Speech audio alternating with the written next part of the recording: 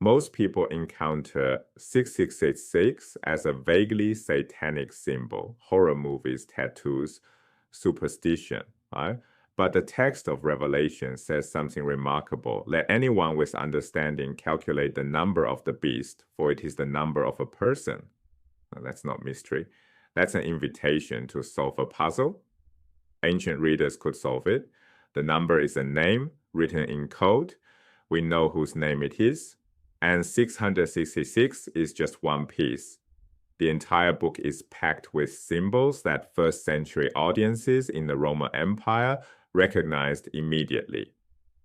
Let's start with the biggest symbol of all, the city Revelation wants to destroy. Revelation chapters 18 and 19 describe the spectacular fall of Babylon the Great, but chapter 17 verse 9 gives the game away. The text says, the woman sits on 7 hills. Every educated person in the ancient Mediterranean knew the 7 hills of Rome, the Palatine, the Aventine, the Capitoline. Babylon is Rome. This pseudonym isn't subtle. It provides minimal plausible deniability while being perfectly transparent to the audience, and the author's attitude toward Rome is scorching. In his vision, Rome, its kings, and its merchants all burn in cosmic fire. Compare this with the Apostle Paul, who wrote in Romans 13, be subject to governing authorities. 2 Christian writers, 2 radically opposed stances toward the most powerful empire on earth. Both ended up in the same Bible.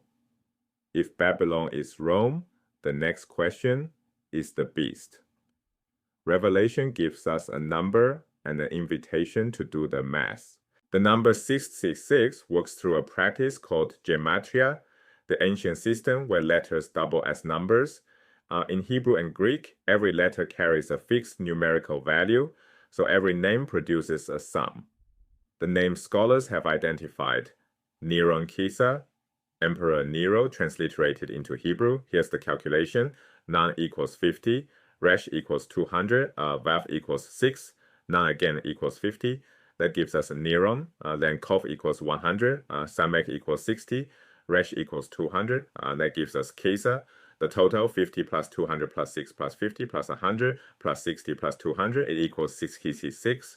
Here's what clinches it. Some ancient manuscripts of Revelation don't read 666, they read 616. For a long time, scholars treated this as a scribal error. It's not. Drop the final noun from Neron, switch to the equally valid Latin-style spelling, just Nero, and the sum drops by exactly 50 from 666 to 616, 2 different numbers in 2 different manuscripts, both resolved to the same man. Nero is the key because of what he did and what people believed after he died. In 64 CE, the Great Fire devastated Rome. Nero blamed Christians. The historian Tacitus reports he had them covered in tar, crucified, and set ablaze to light his garden parties at night. Christians as human torches. Then in 68 CE, Nero died. But a mist swept the empire. Nero had escaped to Parthia and would return with an army, or would literally rise from the dead.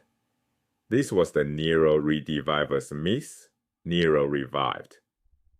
For decades, imposters claimed to be him, Revelation's beast, the one who was and is not, and is about to ascend, maps directly onto this terrifying legend.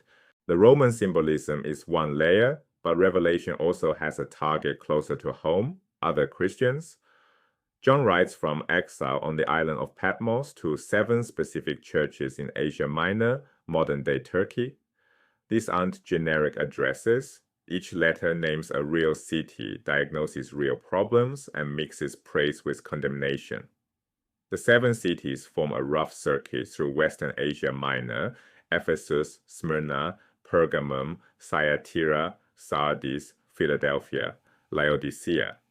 The issues John attacks at each reveal a clear pattern. Ephesus earns praise for rejecting false apostles. Pergamum hosts what John calls Satan's throne. Almost certainly the massive imperial cult centered there, where the Roman emperor was worshipped as a god. The imperial cult was the system of emperor worship embedded in civic life across the empire. At Thyatira, John condemns a woman prophet he derisively names Jezebel for teaching that eating meat sacrificed to idols is acceptable. The pattern: false apostles, idol meat, women prophets, comfort with Rome. Those targets aren't random. They form the profile of one specific strand of early Christianity. Paul founded churches in exactly this region. Paul's churches featured women in leadership. He names women prophets and deacons. Paul taught that eating idol meat was permissible, writing in 1 Corinthians that an idol is nothing. Paul told believers to be subject to governing authorities, and Paul claimed apostolic authority despite never being one of the original 12 disciples. Every feature John attacks in the 7 letters matches a known characteristic of Pauline Christianity in the same geography. The implication: John may be writing to Pauline communities he believes have gone soft on Rome, trying to convert them to his uncompromising anti-imperial vision. Revelation is not just anti-Roman propaganda. It's an intervention in an intra-Christian debate about how to live under empire. Revelation serves 2 audiences at once. For Christians who were suffering, impoverished, marginalized, persecuted, the book delivers hope. Right? God sees Rome for the demonic power it is. Babylon will fall. A new Jerusalem is coming. Hold on. For Christians who were thriving under the Pax Romana, the Roman peace, that era of stable trade routes, safe roads, and prosperity, the book delivers a warning. You are sleeping in the belly of the beast. Rome is a whore, drunk on the blood of the saints. You must choose sides before cosmic judgment arrives.